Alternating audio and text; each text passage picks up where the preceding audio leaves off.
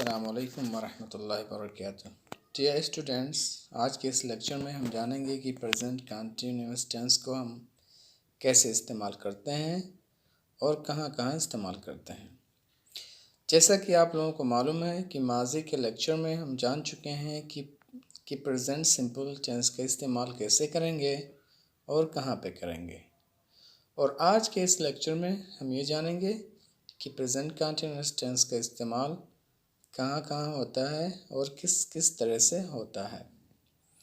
तो आइए शुरू करते हैं पॉइंट नंबर 219 से। The present continuous tense is used. Present continuous tense का इस्तेमाल किया जाता है नंबर 1 फॉर एन एक्शन, एक ऐसे काम के लिए, गोइंग ऑन जो जारी हो। At the time of speaking, बोलने के वक़्त, यानी हम प्रेजेंट कंटिन्यूअस टेंस का इस्तेमाल उस काम के लिए करते हैं जो काम जारी हो बोलने के वक़्त, यानी हम जिस वक़्त यानी बात कर रहे हैं, बोल रहे हैं, तो वो जो काम है वो उस वक़्त जारी हो। ठीक है। फॉर एग्ज़ाम्पल हम यहाँ पे ले लेते हैं शी इज़ सिंगिंग, वो गाना गा रही है। तो ये जो हम मतलब कह रहे हैं कि शी इज़ सिंगिंग, तो वो अभी फ़िलहाल हम जिस वक़्त बात कर रहे हैं वो उस गाने को गा रही हैं, यानी गाने का जो काम है वो जारी है, वो चल रहा है। ओके या दूसरा एग्ज़ाम्पल है the boys are playing hockey, लड़के लोग हॉकी खेल रहे हैं। तो जिस वक़्त हम बात कर रहे हैं इस बारे में, तो वो काम भी जारी होता है।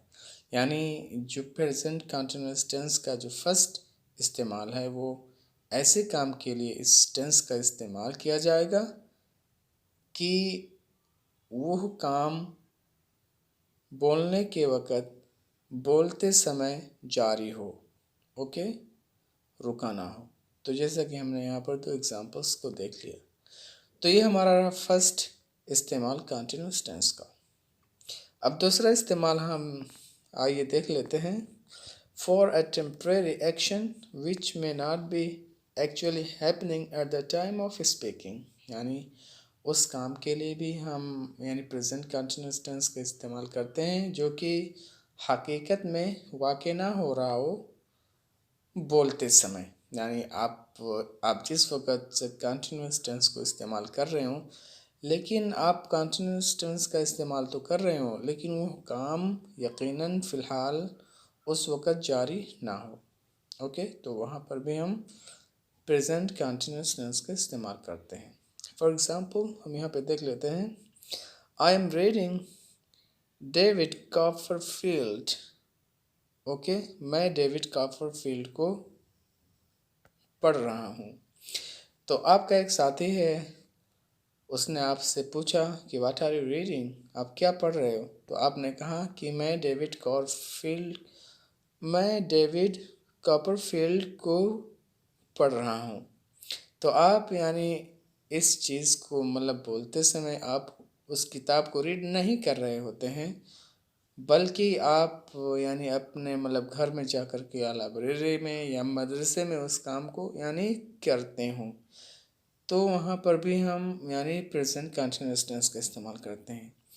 तो तीसरा इस्तेमाल हमारा हुआ यानी प्रेजेंट कंटिन्यूअस टेंस का कि उस समय हम प्रेजेंट कंटिन्यूअस टेंस का इस्तेमाल करते हैं जब कोई काम यकीनी तौर पर वाक़ ना हो रही हो, आर्जी तौर पे, लेकिन वो वाक़ होती हो जब आप अपने मतलब घर पे जाते हो तो उसको रीड करते हो। तो यानी टेम्परेरी तौर पर वो काम ना हो रही हो, लेकिन वो काम होती रहती हो, तो हम वहाँ के लिए भी यानी प्रेजेंट कंटिन्यूअस टेंस का इस्तेमाल कर रहे हैं, जैसा कि आपने एग्जांपल्स में देखा। तो ये हो गया हमारा दूसरा इस्तेमाल प्रेजेंट कंटिन्यूअस टेंस का।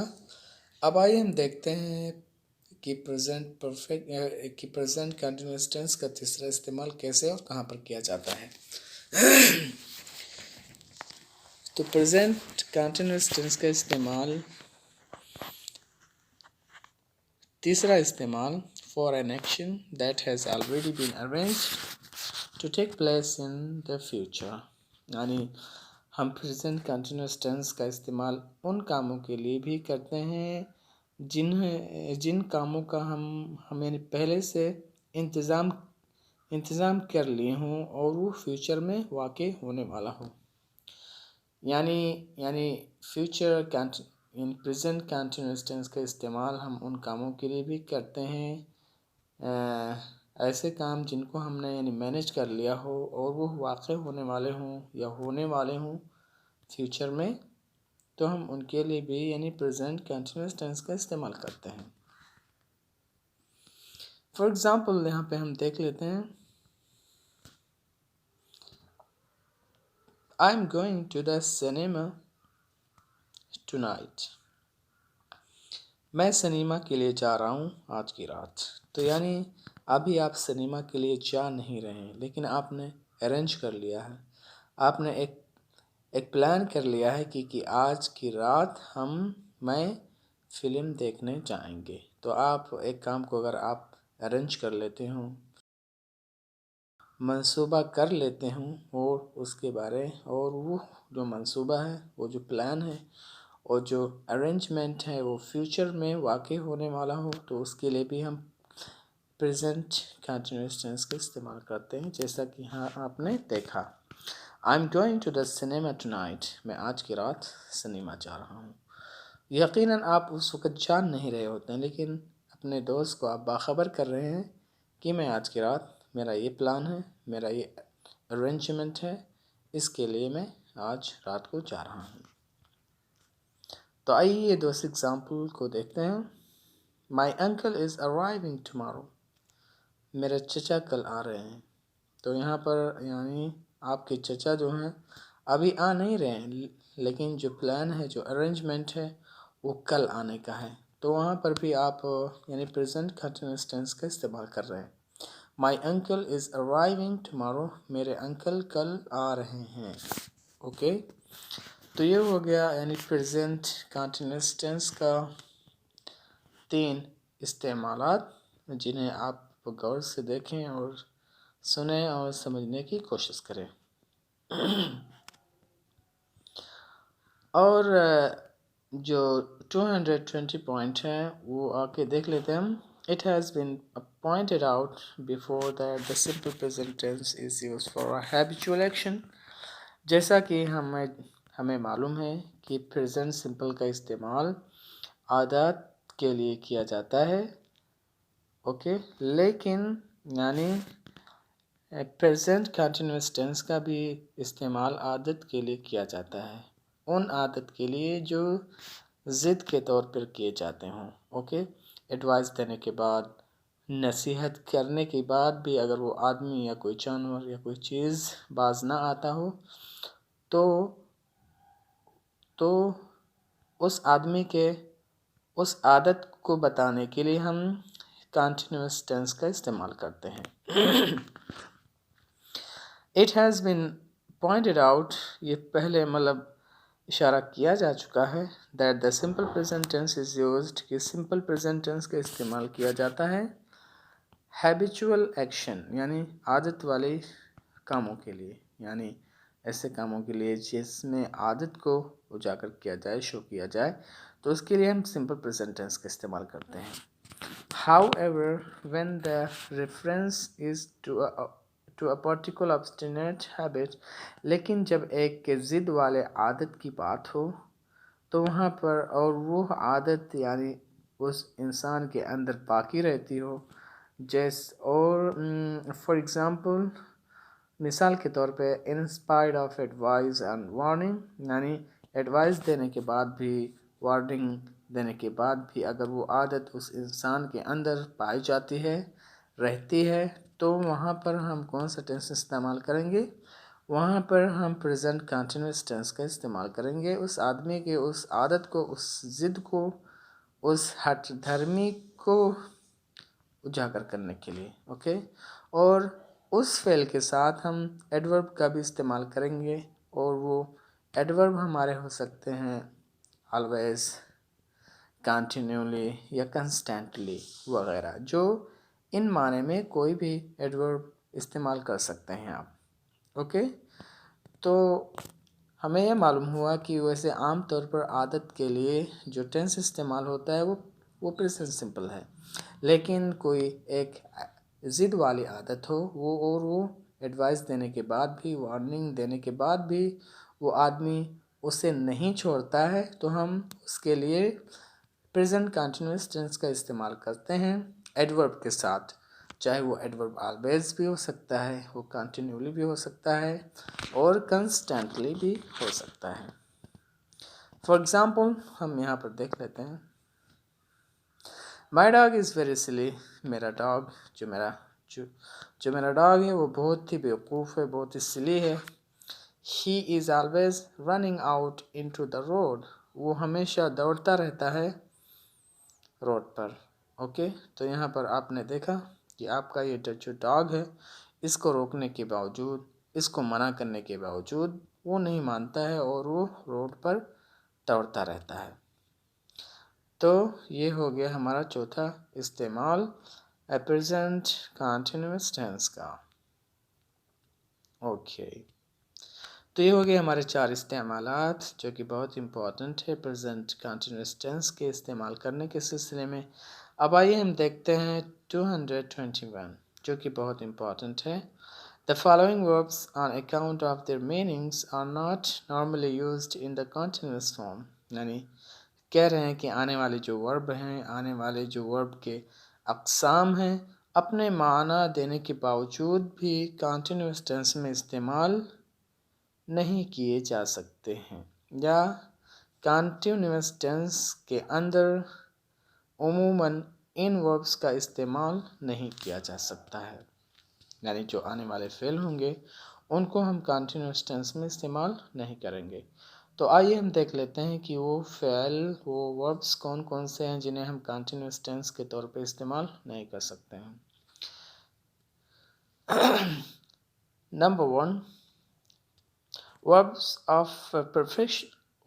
ऑफ परसेप्शन, यानी जो हवासे खमसा के अल्फाज हैं, वर्ब हैं, फ़िअल हैं, उनको हम कंटिन्यूअस टेंस में इस्तेमाल नहीं कर सकते। यानी जैसे मतलब देखना हुआ, सुनना हुआ, सूंघना हुआ, इन सारे यानी जो हम हवासे खमसा के ज़रिए से अंजाम देते हैं जिन फ़िअल को, उनको हम कंटिन्यूअस टेंस में इस्तेमाल नहीं करते।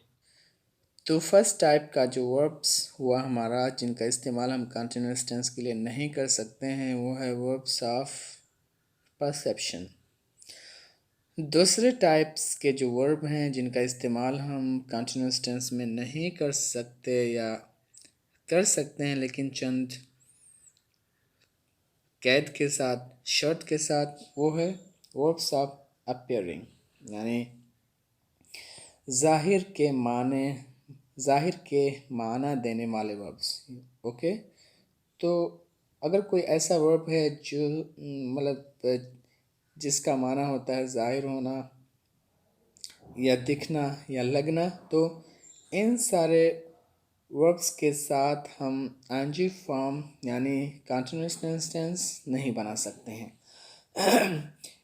तो आइए यहाँ पर हम एग्जांपल के तौर पे देखते हैं, अपीयर, लुक, सीम। इन वर्ब्स का इस्तेमाल हम कंटिन्यूअस टेंस में नहीं कर सकते हैं। नंबर 3, वर्ब्स ऑफ इमोशन, यानी इमोशन वाले अफ़ाल का भी हम कंटिन्यूअस टेंस नहीं बना सकते। जैसा कि और वो जो वर्ब हैं वो हैं want, wish, desire, feel, like, loving, hate, hope, refuse या प्रेफर। इन सारे वर्ब्स के साथ हम कंटिन्यूअस टेंस नहीं बना सकते। ओके, तो आप ये याद रखें। और जो फोर्थ नंबर है वो वर्ब्स ऑफ थिंकिंग, यानी अगर कोई मतलब सोचने वाले वर्ब्स हों, यानी ऐसे वर्ब जो सोचने का माना देता हूँ उनका भी हम कंटिन्यूस टेंस नहीं बना सकते। जैसा कि वो क्या है, थिंक है, सपोज है, या बिलीव है, एग्री है, कंसिडर है, ट्रस्ट है, रिमेंबर है, फॉरगेट है, नो है, अंडरस्टैंड है, इमेजाइन है, मीन है और माइंड है। ये सारे वर्ब जो हैं ये सोचने वाले वर्ब हैं, यानी इन इन वर्ब्स के ज़रिए से, इन अफ़आल के ज़रिए से हमें सोच का बोध होता है। तो हम इनके ज़रिए भी कंटिन्यूस टेंस नहीं बना सकते। नंबर 5, हैव के ज़रिए भी हम कंटिन्यूस टेंस का इस्तेमाल नहीं कर सकते। वो हैव जो प्रोसेस के माने में हो, जो मिल्कियत रखने के माने में हो, तो उस वर्ब को हम कंटिन्यूस टेंस में नहीं इस्तेमाल कर सकते। ओके, ऐसे ही हम ओन का इस्तेमाल कंटिन्यूस टेंस में नहीं कर सकते। इसीलिए प्रोसेस का भी इस्तेमाल, या बिलोंग टू का इस्तेमाल, या कंटेन का, या कंसिस्ट ऑफ का, या बी का इस्तेमाल। ओके, इन सारे वर्ब का इस्तेमाल, यानी ऐसे वर्ब का इस्तेमाल जो मिल्कियत को ज़ाहिर करते हों, उन वर्ब्स का भी हम कंटिन्यूस टेंस नहीं बना सकते। तो आपने देखा कि यहाँ पर पांच टाइप्स के वर्ब हैं जिनके ज़रिए से हम कंटिन्यूस टेंस नहीं बना सकते। ओके, या लेकिन यहाँ पर एक बात नोट करने की है जो कि बहुत इम्पॉर्टेंट है। इन सारे वर्ब का इस्तेमाल आप कंटिन्यूस टेंस में कर सकते हैं उस वक़्त जब इनके माने में कुछ चेंजिंग पाई जाए, यानी अगर इनके माने में कुछ चेंजिंग पाई जा रही हो तो वहाँ पर इन अफ़ाल को, इन वर्ब्स को आप कंटिन्यूस टेंस में इस्तेमाल कर सकते हैं। जैसे फॉर एग्ज़ाम्पल यहाँ पे दिया हुआ है, how ever the verbs listed एबो, यानी किसी भी तरह से आप जानें कि जो ऊपर वर्ब दिए गए हैं इनको हम कंटिन्यूस टेंसेस में इस्तेमाल कर सकते हैं इनके मानों में चेंजिंग के साथ। ओके, अगर इनके मानों में चेंजिंग हो तो हम उन सारे अफ़आल को कंटिन्यूस टेंस में इस्तेमाल कर सकते हैं। जैसे for example, she is testing the soap to see if it needs more salt. वो सोप को यानी मतलब चख रही है ये देखने के लिए कि क्या इसे ज़्यादा नमक की ज़रूरत है। तो यहाँ पर जो टेस्ट इस्तेमाल हुआ वो ऐसा वर्ब है जो कि हवासे खमसा में से है, लेकिन यहाँ पर इस टेस्ट का माना चेंज हो गया। इस टेस्ट का माना यहाँ पर जो वो किस माने में इस्तेमाल हुआ है, टेस्ट द फ्लावर ऑफ, यानी किसी चीज़ के जायके को चखना। तो यहाँ पर देखिए टेस्ट का माना हुआ टेस्ट द फ्लेवर ऑफ, यानी किसी चीज़ के जायके को चखना। तो यहाँ पर इस टेस्ट का माना चेंज हुआ, इसलिए हम यहाँ पर उसको कंटिन्यूस टेंस में इस्तेमाल कर सकते हैं। आइए और देखते हैं। I am thinking of going to Malaysia. मैं मलेशिया जाने के बारे में सोच रहा हूँ। तो यहाँ पर देखिए थिंक ऑफ का माना क्या हुआ, कंसिडर द आइडिया ऑफ, यानी किसी चीज़ के आइडिया को या फिक्र को सोचना। तो यहाँ पर यानी थिंकिंग के माने में चेंजिंग हुई, इसीलिए हम यहाँ पर एनजी फॉर्म का इस्तेमाल कर सकते हैं। ओके, और जो तीसरा एग्जांपल है, दे आर हैविंग लंच, वो लोग लंच ले रहे। तो यहाँ पर जो हैव है यहाँ पर मिल्कियत का माना ये नहीं रखता है, बल्कि यहाँ पर हैविंग का इस्तेमाल खाने के माने में किया गया है। दे आर हैविंग लंच यानी वे लोग खाना खा रहे हैं। तो यानी जो ऊपर जो वर्ब दिए गए, verb of perception, verb of appearing, verbs of emotion, verbs of thinking और हैव जो पॉजिटिव के माने में हो, इन तमाम को हम कंटिन्यूस टेंस में इस्तेमाल नहीं कर सकते हैं। लेकिन अगर इनके मानों में, इनके मानी के अंदर चेंजिंग हो तो फिर हम इन तमाम अफ़ाल को, इन तमाम वर्ब्स को कंटिन्यूस टेंस में कर सकते हैं, जैसा कि हमने अभी एग्जांपल्स में देखा। तो ये रहे आज हमारे इस लेक्चर में, यानी कि हम प्रेजेंट कंटिन्यूस टेंस को कहाँ कहाँ इस्तेमाल करेंगे और कैसे करेंगे। तो मैं उम्मीद करता हूँ कि आप लोगों को ये लेक्चर समझ में आया होगा, और अगर कोई चीज़ ना समझ में आई हो तो आप पूछ सकते हैं। अस्सलाम वालेकुम वरहमतुल्लाहि वबरकातुहू।